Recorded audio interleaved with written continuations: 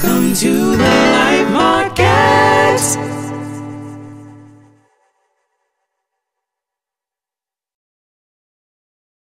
Welcome to the Live Market. Today I'm very excited because I'm in Sunshine Studios. We are here with JELLi. Correct. We're very excited today to interview him and just talk a little bit about him and who he is. So, I don't see anybody else. So, who is JELLi? Okay. I have an album called Jump Into The Fuzz that I recorded, produced, mixed, mastered, and created all by myself. That's why you see nobody, because I'm everybody in the band. For the recording, there is going to be a live band. That consists of multiple members, but the recording process, the creative process, is all me. Oh, wow. Yeah. That's great. So your album came out in March. This year, right? Just right the day before my birthday. Oh, wow. Purposely, yeah. So March 2014. That's correct, yeah. Wow, that's very, very interesting. So let's talk a little bit about the album. So I listened to the album and I really, really enjoyed it. I felt it was very theatrical in a way. Dramatic. Yeah, very dramatic. It's a lot of dynamics. Yes. It's likened to, but not to the 70s, because there's a lot of twists and turns in your music, and that really doesn't happen in today's music. So I was really appreciative of that. Thank you. Can you talk about the collaborative efforts that it took for you to get the music all together? Yeah, I had to collaborate with myself in like 6 or 7 different ways. I had to learn how to become a drummer. I had to learn how to become a bass player. I had to learn how to become a singer, a guitar player, a producer, and an engineer. And temporarily a promoter, I guess. Although that's definitely something I don't want to do. I just want to create music. But it took a very long time. I just had a vision that I didn't feel like involving anyone else in, I guess. I wanted it to just be completely me. I know what I wanted. I knew that I had what it takes to develop the skills to make my vision come to fruition. I just didn't feel like collaborating. It was just an internal collaboration with myself and my emotions, and all of those songs are just basically an outpour of everything I know about life and everything I've felt. Wow, that's really amazing, because it usually takes so many people to produce an album. Yeah, that's why it took me a friggin' decade. Wow, you have a whole studio here, like. I built a studio, yeah, for the purpose of recording that album. Like, I'm pretty much, at the detriment of everything else, I'm very, very focused on JELLi. Especially as an instrumentalist, like, the album is amazing. Thank you. The guitar solos and the riffs, it's that of somebody who's been, like, in the business for a long time. Thank you. Like, it's not just amateur work that's being produced in the album. I've been playing 19 years. So. Wow. That's really amazing. Thank you. So what is it like being an independent artist? Like, what are the type of struggles that you deal with being an independent artist? Cabin fever. Okay. Losing my mind temporarily and then gaining it back when I get the perfect take. And I'm, lots of ups and downs. Very, very lonely at times, but also completely rewarding when you listen back to an album and everybody who hears it says, "Who's this band? Who's that drummer? Who's that bass player? Who's that guitar player? This is great." And then I'm like, me. Like, that felt great. Yeah. That felt amazing, and it still feels amazing when people mistake my music for an entire collaboration of like 6 or 7 human beings. But what was very difficult about it is I was all alone the whole time, and I had nobody to bounce energy off of. I had no way to... I had to take the long way to figure out a lot of things that if I had a team of people, they would have been able to point them out right away. It would take me, I don't know, at least 3 or 4 times as long, maybe 5, maybe 10 times as long as a team would. How did you push through that? How did you push through the times because you were self-motivated? How did you push through that? I don't know, I guess the most important part was for it to be completely 100% from my spirit and my heart and my mind. I guess because I wanted it to be 100% from me, I just dealt with all of that and I said, if this goal is important, then this is what you have to deal with. You know, this is the trade-off. You have to be lonely. You have to not get to things fast enough because you have to try and work through it on your own instead of having, you know, two minds are better than one, that whole thing. I really wanted it to be my statement, my vision, just completely me. And that just got me through, I guess. That and, you know, Oreo cookies. I ate a lot of cookies. Sweet tooth. Let's talk about a little bit about the songs. Yeah. Now, one of my favorite songs is Auto Life. Ah, yeah. That's a special one. Yeah. There's no other song on the CD that sounds like that. But then again, every song kind of doesn't sound like the other. They're all very eclectic. So, but yeah, that's it. So, there was a lot of thought in the lyrical content in the album, because I know you said it's basically a brochure of everything you've been through, like Well, yeah. Yeah, because it's taking you about a decade to actually get to that point where the album was done. Yeah. So many things was encompassed with you as a person, and it's definitely something that's reflected in the album. The reason why I love a lot of the songs in the album, especially Auto Life, is because it has such an undertone. A lot of your songs has a very high and fun and light feel, but there's actually like something very heavy deeper, in the words, much you know? more serious, introspective. Yes. You know, it's not this girl broke my heart or everybody's fighting wars. I hate this world. I don't want anything to do with it. That's like Almost Caught. Sunburns is about girls. Auto Life is about finding your truth. Yeah, because it's deep also within yourself, yes. not looking outside to books or manuscripts or movies or television or people, but finding your ultimate truth and what you're here for and what you truly are within. That's what that whole song is about. So and that's why I love it. I love it. You would. I know you would. White Lines, that's another song that I really like. Ah, yes. That's the one that I mentioned before. My cousin helped me write some of the lyrics. That song is, it's very intense.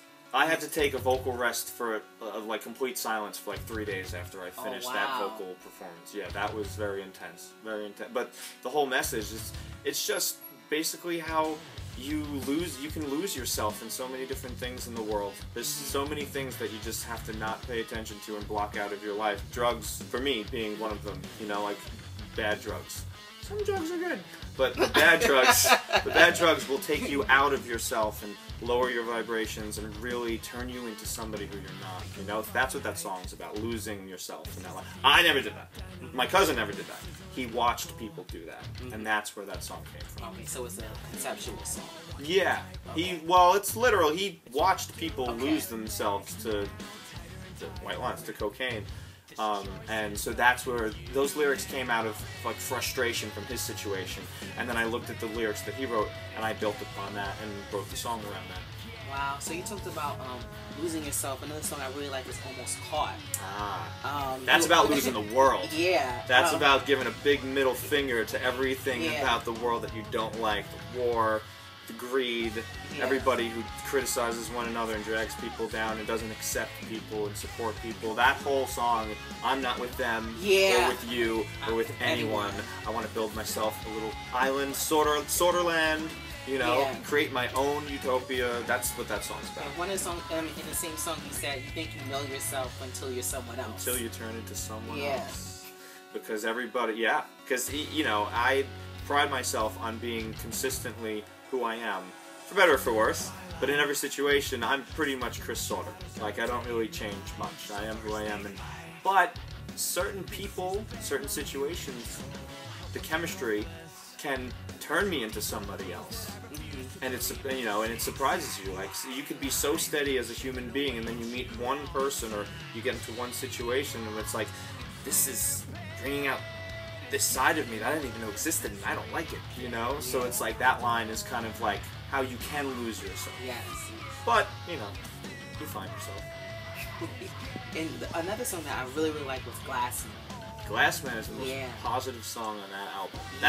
So, Glassman shatters off me. It's the only way I can free my mind. It's about breaking free from the physical body. Yeah. Not breaking your physical body. Yeah, but but shattering self, like glass. Like it's literally like So the false self, precisely. Glassman, people, humans, this physical, this flesh, this bone. We're fragile. you know? Like, you take, like, a big wrecking ball and swing it into you, and then you don't exist anymore, you know? We're fragile, like glass. We can shatter. Yeah, so we're more than just this body. Yeah, so the bridge, I say, go start breaking them out. Start breaking them out. You know, it's shattering the glass of the ego, shattering the false self so you can be, you know, your higher self.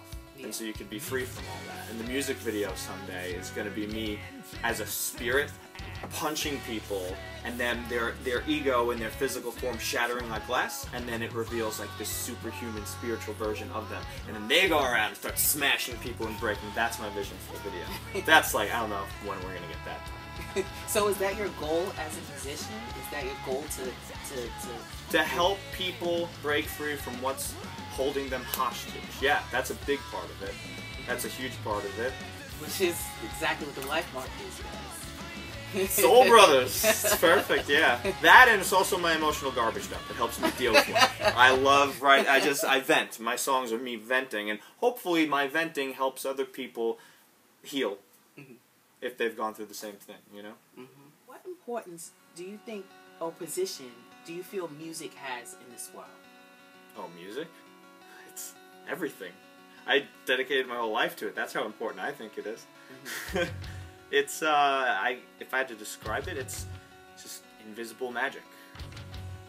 You know, it's just invisible magic that floats through the air. It's the gap, for me, the vibrational gap between physical vibrations, sound waves are above physical, and then the spiritual realm. It's like that gap. It gets me up. It raises my vibrations, you know? And sometimes I let it drag me down, because I want to be dragged down, you know? But most of the time, it's a very, very positive thing. And even when it drags me down, I let it, and it's therapy. So music is always beautiful for me.